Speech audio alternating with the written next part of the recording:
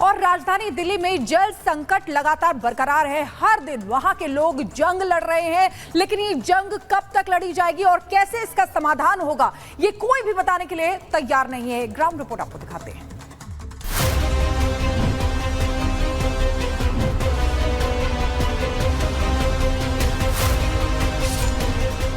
ये दिल्ली है, देश की राजधानी है, लेकिन ये प्यासी है और इसकी गवाही ये तस्वीरें दे रही हैं। खाली बर्तन, हाथों में पाइप और इंतजार उस एक टैंकर का जिससे पानी मिलने की सिर्फ उम्मीद ही है, क्योंकि कई बार ये उम्मीद खाली बर्तनों की तरह खाली ही रह जाती है। सुबह सुबह अपने कामों को छोड़कर लोगों के जीवन में पानी भरना सबसे अहम काम हो गया है। जैसे भूखे के लिए खाना, तो प्यास के लिए पानी भी उतना ही जरूरी है। कॉलोनियां हैं, जो झुग्गी बस्तियां हैं, वहां पर बूंद बूंद पानी के लिए लोग तरस रहे हैं। यही आलम यहाँ पर भी है। संजय कैंप में मेरी मौजूदगी है। पानी है ही नहीं। हम लोग को जो भी एक बोरिंग था वो भी खराब हो गया। अब टैंकर आएगा 2 बजे। आप बताइए, चाय पियेंगे कि पानी पियेंगे कि लगभग हर मोहल्ले में यही हालात हैं। संजय कॉलोनी से गीता कॉलोनी, चाणक्यपुरी हो या फिर कोई दूसरा इलाका, ये लाइनें, ये खाली बर्तन और ये मायूसी इस बात की गवाही देने के लिए काफी है कि दिल्ली के हर घर तक नल से पानी पहुंचाने का दावा सिर्फ ढकोसला था।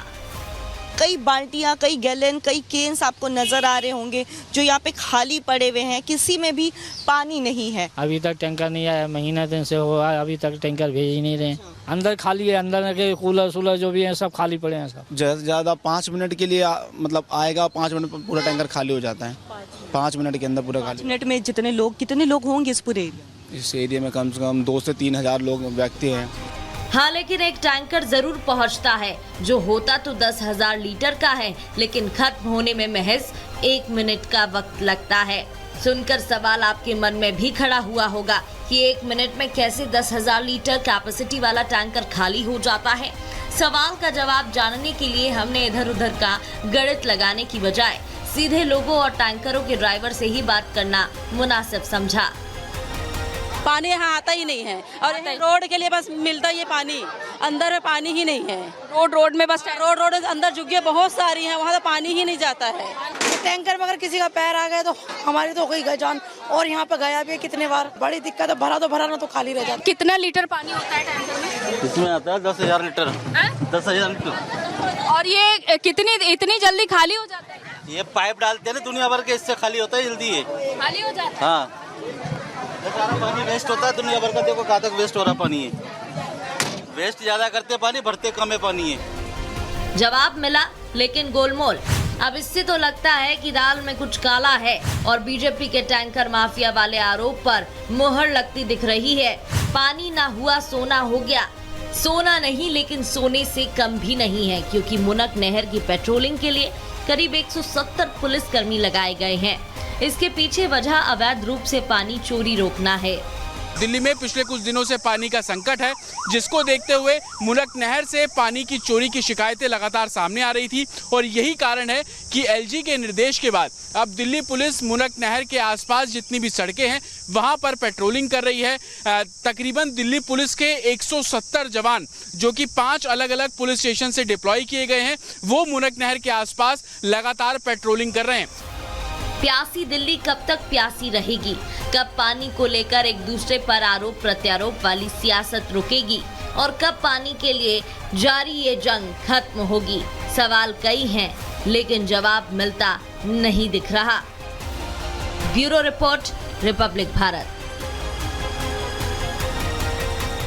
और इस बीच आपको बता दें, कुवैत अग्निकांड में मारे गए 45 भारतीयों के पार्थिव शरीर देश पहुंच गए हैं। केरल में कोची एयरपोर्ट पर वायुसेना का विशेष विमान हरकुलस 135 इन्हें लेकर आया है।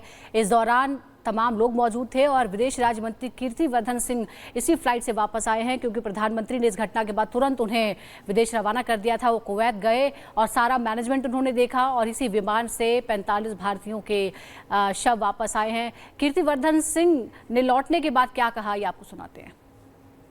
Families of the people who perished in this fire and this tragic accident. It is no doubt a very tragic accident and incident, and we are all very sad about it. The moment our government got to know that such a tragic incident has happened, the Prime Minister immediately convened a meeting and instructed us to reach to Kuwait immediately and take all possible steps so that the mortal remains can be sent back as soon as possible, because that's the least that we could have done.